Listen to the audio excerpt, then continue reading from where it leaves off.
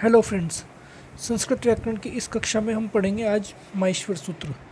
जैसा कि पिछली कक्षा में हमें ज्ञात ही है कि महेश्वर सूत्र शिव के डमरू वादन से उत्पन्न हुए थे, जिसका ज्ञान सर्वप्रथम पाणिनि को मिला और पाणिनि ने इन 14 सूत्रों को अपने ग्रंथ में लिखा। अब इन सूत्रों के महत्व को और इन सूत्रों को आज हम पढ़ेंगे। तो हमें पता है कि महेश्वर सूत्र 14 होते हैं। ये आपके पूरे 14 महेश्वर सूत्र हैं, जिनको सबसे पहले पूरी तरह से एज इट इज़ याद रखना पड़ेगा। जैसे कि पहला महेश्वर सूत्र है अ इ उ ण।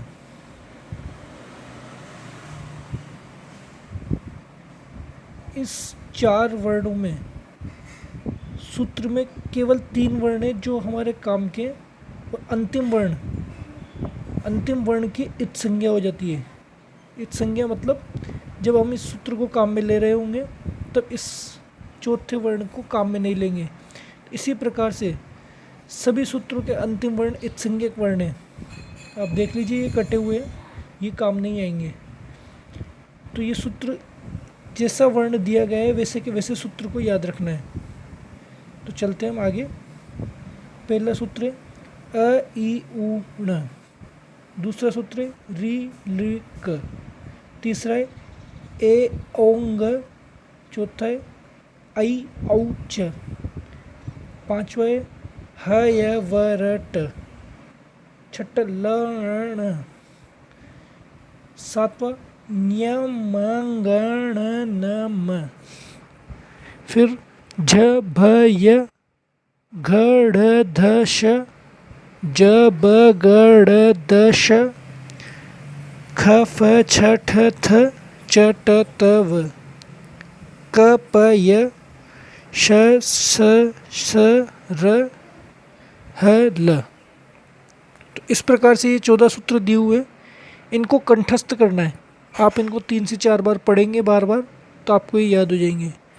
अब इन सूत्रों में एक विशेषता है। सबसे पहले इसमें स्वर दिए गए हैं, आप देख लीजिए। पहले में अ इ उ रि लृ ए ओ ऐ औ। ये चारों सूत्र स्वरों के सूत्र हैं। उसके बाद में एक निश्चित क्रम में जमते हुए स्वर के बाद में ऊष्म अंत्यस्त, इनको सबका एक निश्चित क्रम दिया हुआ है। उसमें भी फिर 5वां वर्ण, चौथे वर्ण, फिर तीसरे, दूसरे और आखिर में ये पहले वर्ण। इस प्रकार से इनको एक निश्चित क्रम में जमाया गया ताकि इन महेश्वर सूत्रों के द्वारा आगे व्याकरण की रचना में बहुत उपयोगी होंगे। इनको एक शॉर्ट फॉर्म में हम लिख सकते हैं, जिसके द्वारा इन सूत्रों का उपयोग संधि में, समास में, आगे व्याकरण में कई जगह पे आप इनको वर्णों को नहीं लिख करके, जैसे हिंदी में हम लिखते हैं कि 5वां वर्ण, चौथा वर्ण, तो यहाँ पे सीधा सीधा एक महेश्वर सूत्रों के द्वारा प्रत्याहार का निर्माण कर दिया जाता है। प्रत्याहार निर्माण हम आगे पढ़ेंगे आज ही की कक्षा में। उन प्रत्याहारों से, इन सूत्रों की सहायता से सीधे एक शॉर्ट फॉर्म में इनको लिख दिया जाता है। अब देखते हैं महेश्वर सूत्रों की कुछ विशेषताएं। तो विशेषता ये है कि हमें पता है कि सभी 14 सूत्रों की उत्पत्ति भगवान शंकर के डमरू वादन से हुई, अतः इन सूत्रों को महेश्वर सूत्र या शिव सूत्र जाल भी कहा जाता है। भगवान शंकर के डमरू वादन को सुनकर इन सूत्रों को लिखने का कार्य पाणिनि ने किया। इन सूत्रों के माध्यम से संस्कृत वर्ण की माला का ज्ञान होता है। अतः इन सूत्रों को वर्ण समानमय, वर्णवेद, अक्षर समानमय, अक्षरवेद आदि कहा जाता है। इन महेश्वर सूत्रों का मुख्य उद्देश्य प्रत्याहार बनाना है। जैसा कि मैंने कहा कि इनका मुख्य उद्देश्य प्रत्याहार बनाना है। प्रत्याहार का उपयोग आगे पूरी व्याकरण में ही चलेगा, अतः इन्हें प्रत्याहार सूत्र भी कहते हैं। भगवान शंकर ने डमरू वादन 2 खंडों में किया था। एक बार में 9 सूत्र तथा दूसरी बार में 5 सूत्रों का उत्पन्न हुआ। उसके पश्चात हम देखते हैं 14 सूत्रों में से प्रारंभिक 4 सूत्र स्वर से संबंधित है, जैसा अभी बताया मैंने, और अंतिम 10 सूत्र व्यंजनों से संबंधित है, और ये एक निश्चित क्रम में होते हैं। सबसे पहले स्वर हैं, फिर अंत्यस्त वर्ण है, फिर 5वां, चौथा, तीसरा, दूसरा, पहला वर्ण, फिर ऊष्म वर्ण। ठीक है। महेश्वर सूत्रों के अंतिम हलंत वर्णों की इत संज्ञा हो जाती है। आपने देखा कि जो अंतिम वर्ण दिया हुआ है वो उपयोग में नहीं आएंगे, अतः उनको काट रखा है, वो इत संज्ञा हो जाती है, उसे बोलते हैं इत संज्ञा। अंतिम हलंत वर्णों की, हलंत में दिए हुए हैं वो सभी वर्ण, हलंत वर्णों की इत संज्ञा हो जाती है। अब आप देखिए ह य व आदि सभी स्वरों में अवर्ण आ रहा है, लेकिन छठे सूत्र में, ये हम देखेंगे दोबारा, सभी जो व्यंजन है, व्यंजन आपको पता है कि बिना स्वर की सहायता से अधूरे होते हैं, पढ़ा नहीं जा सकता। ये ह य व र य म झ भ ण न, सब में अवर्ण आ रहा है, लेकिन इस अवर्ण की इत संज्ञा नहीं हो रही। जबकि छठे सूत्र में ये जो ल के ऊपर अ चंद्र बिंदु है, ये है ल अ और न, यहाँ पे इस अ की भी इत संज्ञा होती है। अर्थात छठे सूत्र में दो इत संज्ञक वर्ण हैं, एक ण और एक अ। ये आपको बताऊंगा मैं अभी कि किस प्रकार से इसका प्रत्याहार बनाने में उपयोग होगा। तो केवल एक छठा सूत्र है जिसमें दो इत संज्ञक वर्ण है, बाकी सभी सूत्रों में एक एक इत संज्ञक वर्ण है। इसमें ण क न च ट ण, इस तरीके से सभी 14 सूत्रों में एक एक इत संज्ञक वर्ण है, जबकि छठे सूत्र में अ और न, इस तरीके से दो इत संज्ञक वर्ण है। तो कुल मिलाकर के 14 सूत्रों के 14 इत संज्ञक वर्ण प्लस एक वर्ण अलग से और छठे सूत्र में, इस तरीके से ये क्वेश्चन बनता है कि हमारे पास में 15 इत संज्ञक वर्ण होते हैं। महेश्वर सूत्रों में 15 इत संज्ञक वर्ण होते हैं। तो हम देखेंगे आगे, ह य व आदि में स्थित अकार केवल उच्चारण के लिए है, लेकिन छठे सूत्र में लर्ण में अ की भी इत संज्ञा होती है। इस तरह से स्पष्ट है कि महेश्वर सूत्र में कुल 15 वर्ण इत संज्ञक वर्ण है, 14 व्यंजन तथा एक स्वर छठे सूत्र में है, तो 15 इत संज्ञक वर्ण। ये प्रश्न पूछ लिया जाता है, कुल इत संज्ञक वर्ण कितने होते हैं? 15।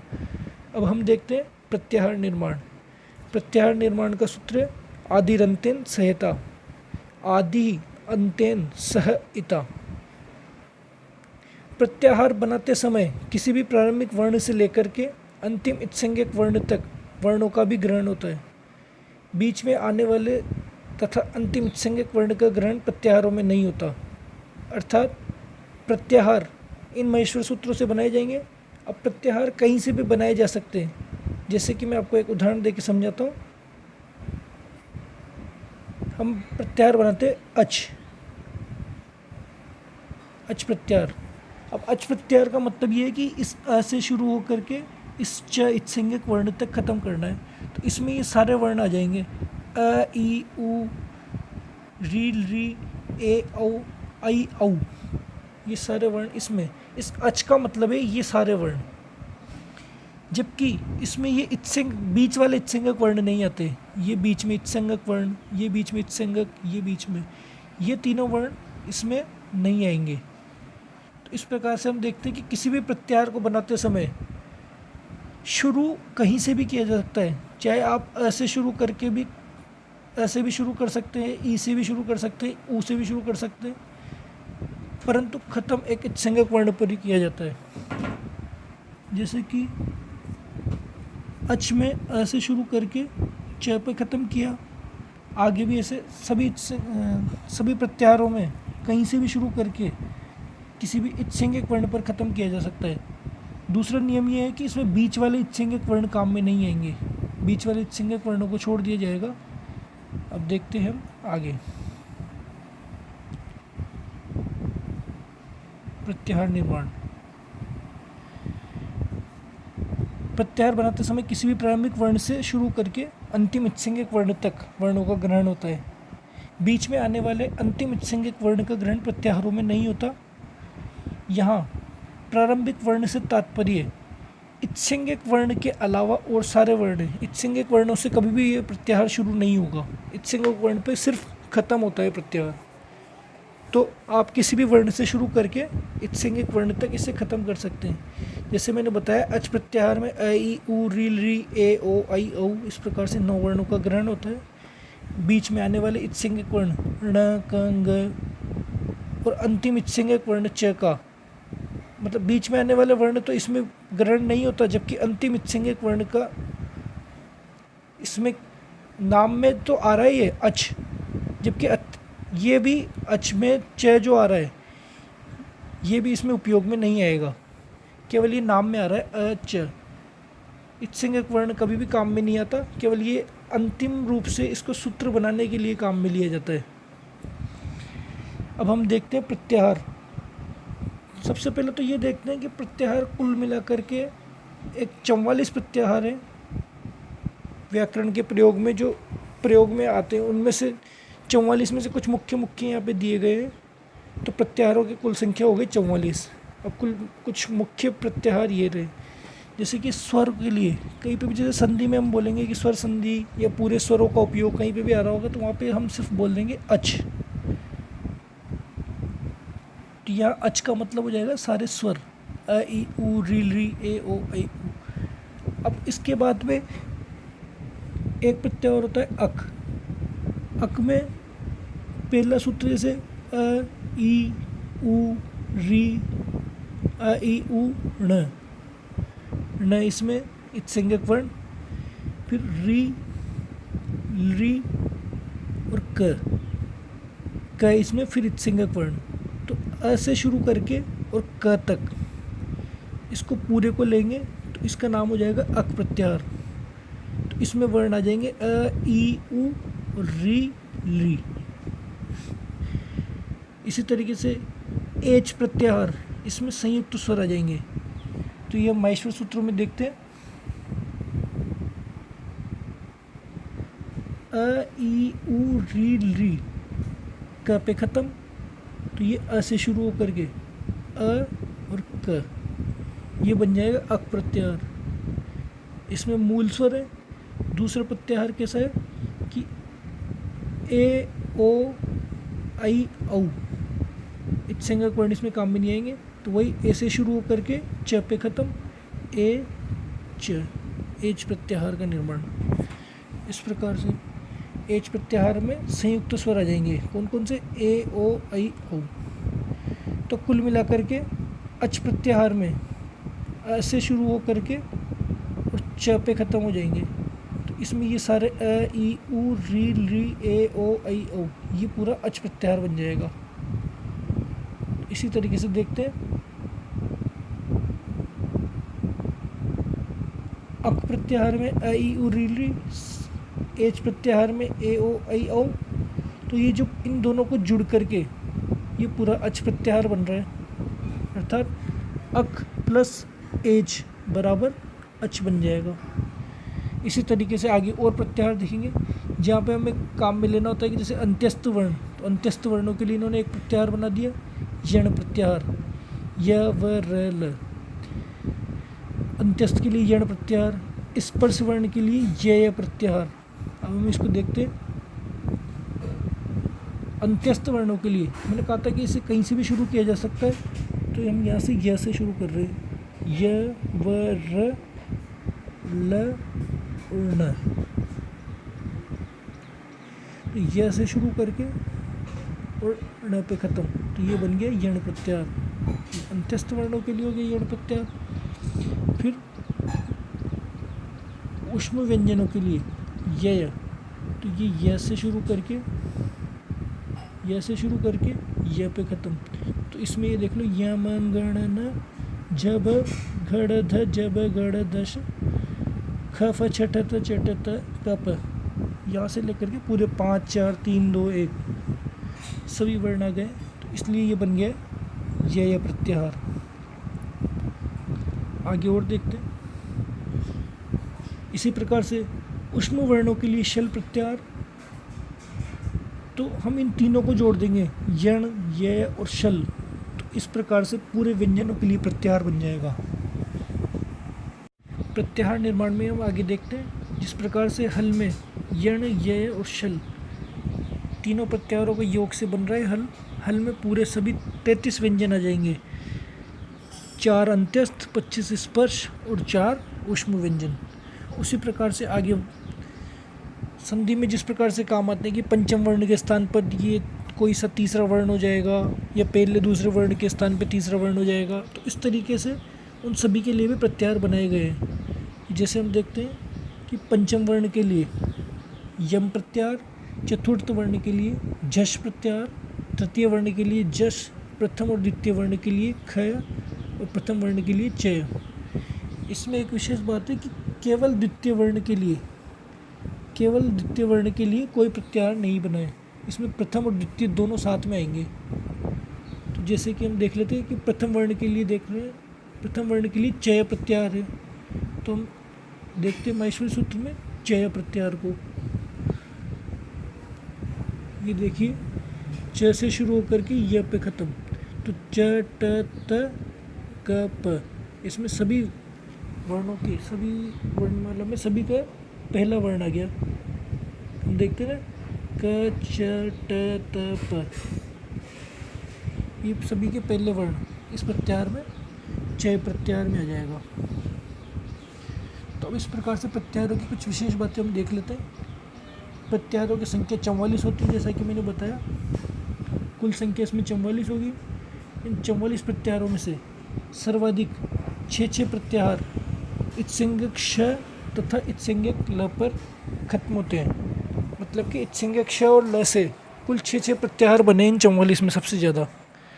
फिर एक चीज़ हमें पता है कि इत्संज्ञक वर्णों की संख्या 15 होती है।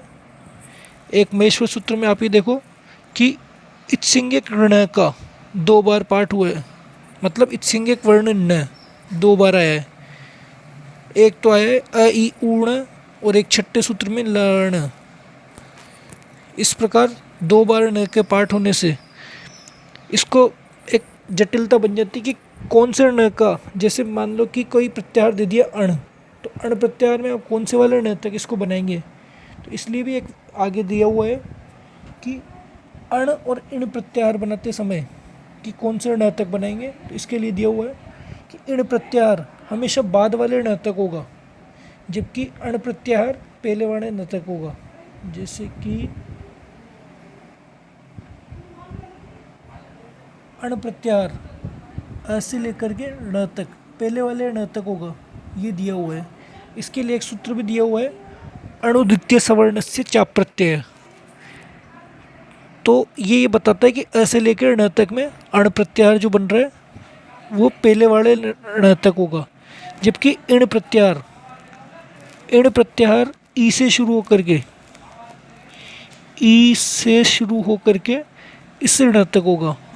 तो इस वाले इण प्रत्याहार में ये बाद वाला ण आएगा, इसमें ये सारे स्वर और व्यंजन ये सब आएंगे। ये एक विशेष बात है, केवल एक इसी प्रत्याहार में ध्यान रखना है कि इण प्रत्याहार में हमेशा बाद वाले ण तक बनेगा, इसमें ये सारे वर्ण आ जाएंगे, ई उ ऊ री रे ए ओ ऐ औ ह य व र ल। अब हम देखते हैं केवल एक सूत्र है अणुद्वितीय सवर्ण से चाप प्रत्यय, जिसमें ये बाद वाले ण तक बनेगा, बाकी सभी अण में अण कहीं पे भी आ जाए तो उसमें पहले वाले ण तक ही बनेगा। तो वो सूत्र ये है अणुद्वितीय सवर्ण से चाप प्रत्यय। इसमें जो अण दे रखा है उस अण में ये बाद वाले ण तक बनेगा। अतः इसमें ये पूरे अ ई उ री री ए ओ ऐ औ ह य व र ल यहाँ तक पूरे स्वर आ जाएंगे, 14 वर्ण। अन्य सभी सूत्रों के प्रसंग में पहले वाले ण तक ही बनेगा। तो अण में नॉर्मली जब अण आएगा तो अ ई उ ये होगा। इनको याद नहीं रखना है, सिर्फ ये पता रखना है कि कौन से अण में ये बाद वाले ण तक बनेगा, यही पूछा जाता है। आपको ये पूरे 44 प्रत्याहार याद नहीं रखने, प्रत्याहार सिर्फ यही याद रखने जो इसमें दिए हुए हैं। और अगर कोई इसके अलावा भी प्रत्याहार आता है तो आप माहेश्वर सूत्र को याद रखो, उससे कोई सा भी प्रत्याहार आप बना सकते हो। इसलिए माहेश्वर सूत्र तो आपको याद रखने ही है कम से कम। अब आप देखते हैं कि इस तरीके से 44 प्रत्याहारों में अण प्रत्याहार का 2 बार पाठ किया गया है। अब देखते हैं छठे सूत्र में जो एक एक्स्ट्रा इत्संज्ञक वर्ण आया था अ, इसका क्या उपयोग है। इसका उपयोग ये है कि एक प्रत्याहार होता है र प्रत्याहार। इस प्रत्याहार को बनाने के लिए, सिर्फ इस प्रत्याहार के लिए यहाँ पे ऐच्छिक वर्ण का प्रयोग आया। इस र प्रत्याहार में दो वर्ण होते हैं, र और ल, और ये ऐच्छिक वर्ण पे खत्म हो जाता है। तो इस ऐच्छिक वर्ण इसमें काम में नहीं आता। तो ये र प्रत्याहार में र और ल दो वर्ण होते हैं। देखते हैं महेश्वर सूत्र में, यहाँ र से शुरू करके और ऐच्छिक वर्ण पर खत्म करना है। तो ये र और ल इसमें दो वर्ण होते हैं, ऐच्छिक वर्ण पर खत्म, इसलिए ये बनता है र प्रत्याहार। इस प्रत्याहार को बनाने के लिए ये 15वां ऐच्छिक वर्ण इसमें दिया गया है। फिर एक और चीज़ देखिए, इन माहेश्वर सूत्रों में ह का भी दो बार प्रयोग हुआ है। आप देखेंगे ह एक बार तो यहाँ पे आएगा ह या वरट, और एक बार आप देखेंगे आखिरी सूत्र में यहाँ पे भी है। तो ये दो बार ह का क्यों प्रयोग किया गया जबकि सभी वर्ण एक ही बार है? तो ये दो बार ह का प्रयोग भी इसलिए किया गया, कुछ सूत्रों में हमें ह स्वर के साथ में लेना पड़ता है कि जैसे ये स्वर है, स्वरों के साथ में ह का उपयोग करना होगा, और कुछ में हमें व्यंजन के साथ में भी ह का उपयोग करना होगा।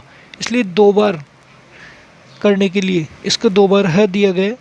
तो देखिए कौन से प्रत्याहार में ये ह उपयोग आता है, तो अट और झल प्रत्याहारों में, इन दोनों प्रत्याहारों में ग्रहण करने के लिए ह का दो बार पाठ किया गया है।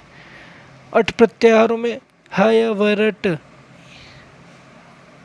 ये वाला ह आएगा, और झल प्रत्याहारों में बाद वाला ह आएगा। अब हम प्रत्याहार देखते हैं, अट और झल। अट प्रत्याहार अ से शुरू करके अ ई उ री री ए ओ ऐ ओ ह या वरट, ये हो गया अट प्रत्याहार, इसमें ये वाला ह आ गया। फिर हम देखते हैं झल प्रत्याहार। झल प्रत्याहार है यहाँ से झ से शुरू होकर के यहाँ पे ल पे ख़त्म, इसमें ये वाला ह आ जाएगा। अतः अब इसके मुख्य नियमों को दोबारा देख लेते हैं। माहेश्वर सूत्र 14 होते हैं, इन 14 सूत्रों को आपको याद करना है। ये सूत्र भगवान शंकर ने दो बार डमरू बजा करके इनका उत्पन्न किया। पहली बार में 9 सूत्र, दूसरी बार में 5 सूत्र। इनमें से शुरू के 4 सूत्र स्वरों से संबंधित है और अंतिम 10 सूत्र व्यंजनों से संबंधित है। इसमें इत्सिंगिक वर्ण 15 है, छठे सूत्र में 2 इत्सिंगिक वर्ण है। फिर प्रत्याहार निर्माण हम देखते हैं। प्रत्याहार निर्माण में जैसे कि अच प्रत्याहार है, तो ऐसे लेकर के अ च तक ये सभी वर्ण इसमें आएंगे। तो आपको ये ध्यान रखना है कि इत्सिंगिक वर्ण काम में नहीं आता, बीच वाले इत्सिंगिक वर्ण भी काम में नहीं आते, और अंतिम इत्सिंगिक वर्ण का प्रयोग सिर्फ प्रत्याहारों का नाम बताने के लिए होता है। तो कुल प्रत्याहारों की संख्या 44 है, जिनमें से 6 प्रत्याहार श और ल तक बने हुए हैं।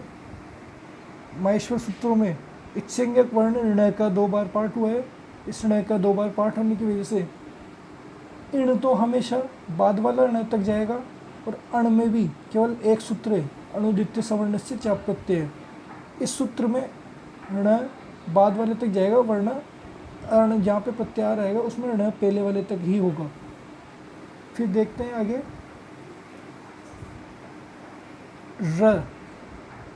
र प्रत्याहार में र और ल ये 2 शब्द होते हैं। इस वजह से वहाँ पे जो 15वां इत्सिंगिक वर्ण 15वां इत्सिंगिक वर्ण अ का प्रयोग किया गया था। ये जो इत्सिंगिक वर्ण था इसका उपयोग र प्रत्याहार बनाने के लिए किया गया था। फिर आगे देखते हैं कि अट और झल प्रत्याहारों में दोनों में ह का प्रयोग आता है, इस वजह से ह का 2 बार पाठ किया गया है। अब हम मिलते हैं अगली क्लास में, तब तक आप इन माहेश्वर सूत्रों को और प्रत्याहारों को याद कर लीजिए, ये आगे भी बहुत काम आने वाली चीज़ है।